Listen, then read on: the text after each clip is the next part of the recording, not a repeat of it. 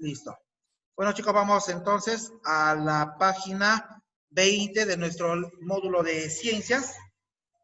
El tema es citología del curso de biología. El padre de la citología, ya sabemos nosotros, es Robert Hooke, porque él en 1665 observó por primera vez la célula. ¿Sí? Leeuwenhoek, un holandés, él lo que hizo fue mejorar el microscopio que había inventado Zacharias Janssen unos años antes. Y Leeuwenhoek lo mejoró. Utilizando ese microscopio de Leeuwenhoek, Robert Hooke observó por primera vez las células del corcho. ¿Ya? Pero Leeuwenhoek hizo algo más. Él observó células vivas a las que las llamó animalículos. ¿Y qué células vivas observó Leeuwenhoek? Leeuwenhoek observó el glóbulo rojo, observó los espermatozoides. Él fue el primero en observar a los espermatozoides. ¿Ya? Observó los glóbulos blancos. Robert Brown, en 1831, miren, aproximadamente casi 200 años después de haberse descubierto la célula, descubrió el núcleo celular. Y posteriormente a ese descubrimiento, viene toda una innovación en el campo de la biología molecular. Miren, Matthias Schleiden y Schwann, ellos dos proponen la teoría celular. Aquí está, ¿ven? Lo que les habíamos mencionado. ¿Qué es la teoría celular? En conclusión, la teoría celular nos dice que toda célula proviene de otro ser vivo, la célula tiene diferentes formas, la célula tiene diversas funciones, etcétera, etcétera. En vez de estar mencionando uno por uno, nosotros le damos la definición general que dice: la célula es la unidad básica, fundamental, morfológica, fisiológica y genética de todos los seres vivos. Eso nos dice la teoría celular. En 1859, Virchow le agregó esta parte, ¿no? Que nosotros ya lo resumimos anteriormente, que toda célula proviene de otra célula. Singer y Nicholson, en 1972, ya eso es acá en la época de nuestros padres, cuando nuestros padres eran jóvenes, usted siempre dice, no, eso era en tu época, papá, le dicen, ¿no? Miren, ¿qué ocurrió en esta época? En 1972 propusieron un modelo para el funcionamiento de la célula. A ese modelo se llama mosaico fluido. ¿Y por qué es importante este modelo del mosaico fluido? Porque es a partir de este modelo que los biólogos explican cómo pasan las sustancias del interior al exterior de la célula. Cómo suceden las diversas reacciones metabólicas que ocurren en el citoplasma.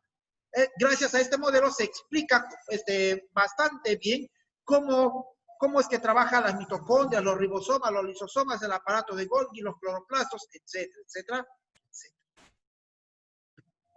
Y en 1997, año en el que yo terminé la secundaria, ¿sí?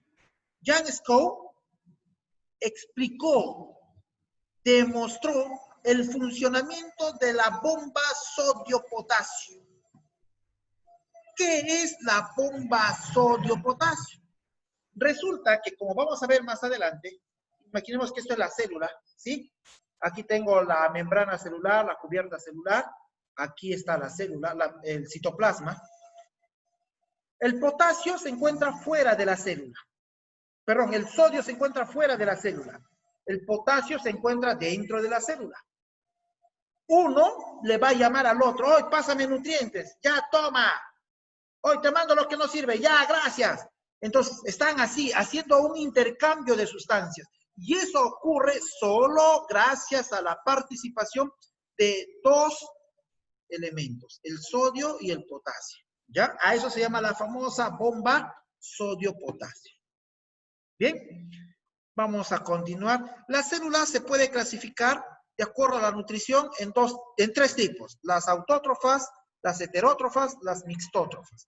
Las autótrofas son facilitos, pues son aquellas células que pueden elaborar sus propios alimentos. Ejemplo, las células vegetales. Las heterótrofas son aquellas células que no pueden elaborar sus propios alimentos. Ejemplo, la célula animal, la célula fúngica, etc.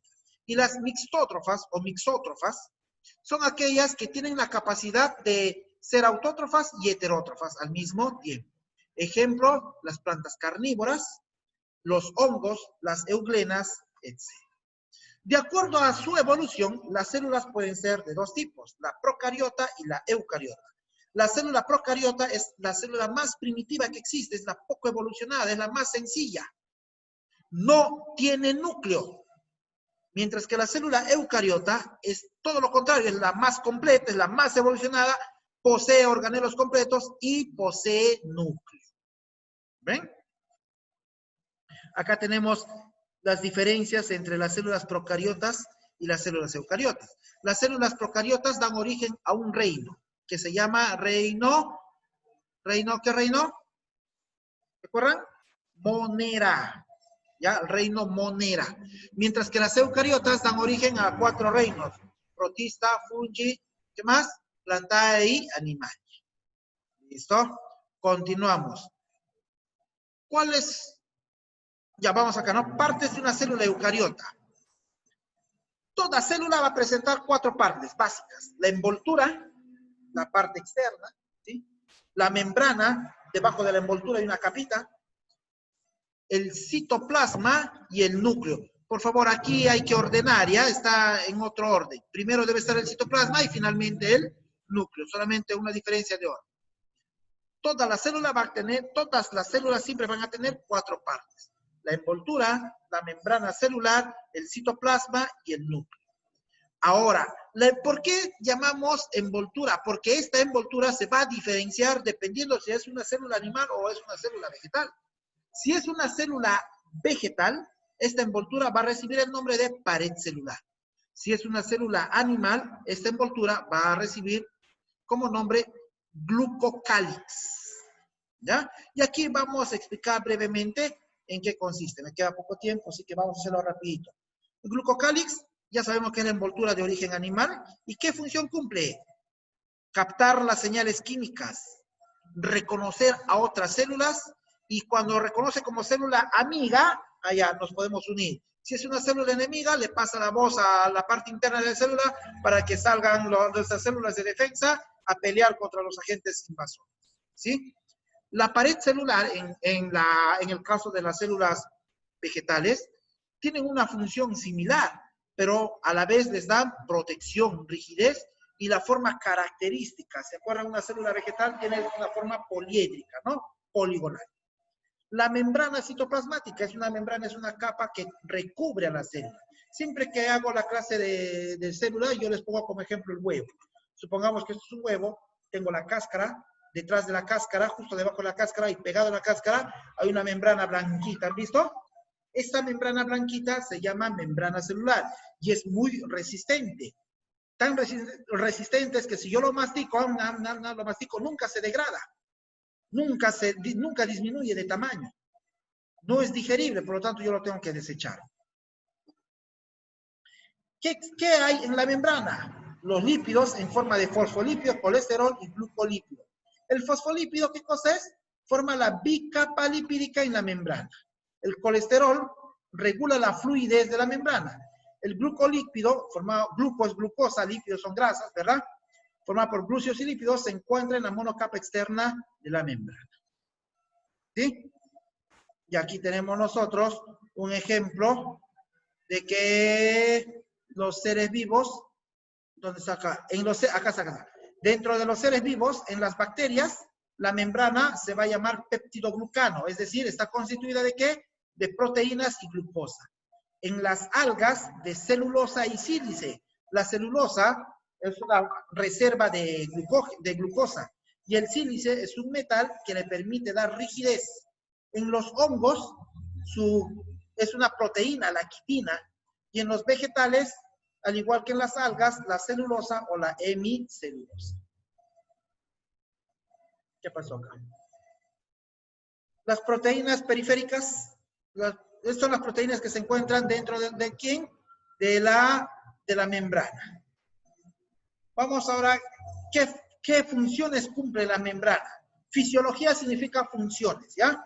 La compartimentalización es decir, que va a compartir cada uno de acuerdo a lo que corresponde. Y también controla el transporte de sustancias. El transporte de sustancias puede darse de dos formas, ¿ya? de una forma activa y de una forma pasiva. Vamos a explicar rápidamente. El transporte pasivo no hace gasto de energía, no consume energía. ¿Por qué? Porque siempre va a ir de un lugar de mayor concentración a otro de menor concentración. O sea, esto es de un modo automático, esto es de un modo natural, ¿sí? De mayor concentración a menor concentración. Eso es transporte pasivo, no gasta energía. Tenemos como ejemplo la ósmosis, diálisis y difusión.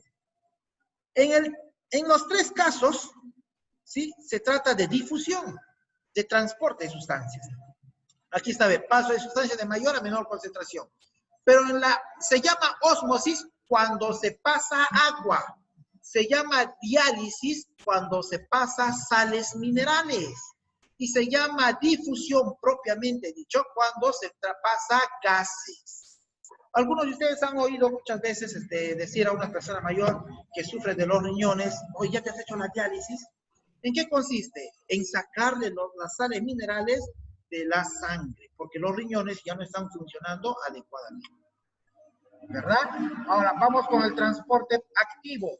Si en el transporte pasivo no hay gasto de energía, en el transporte pasivo, perdón, en el transporte pasivo no hay gasto de energía, en el transporte activo sí hay gasto de energía.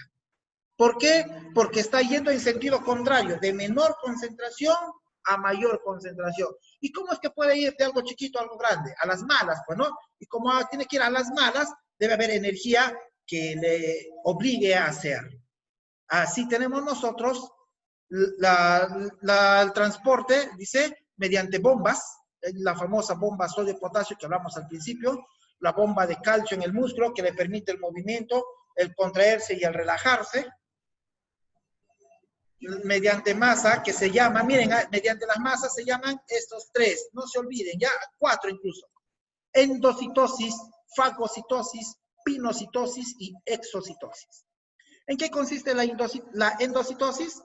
Cuando una sustancia ingresa a la célula, ¿ya? Fagocitosis, cuando ingresan sustancias sólidas. Pinocitosis, cuando ingresan sustancias líquidas. Y exocitosis es cuando la sustancia sale de la célula.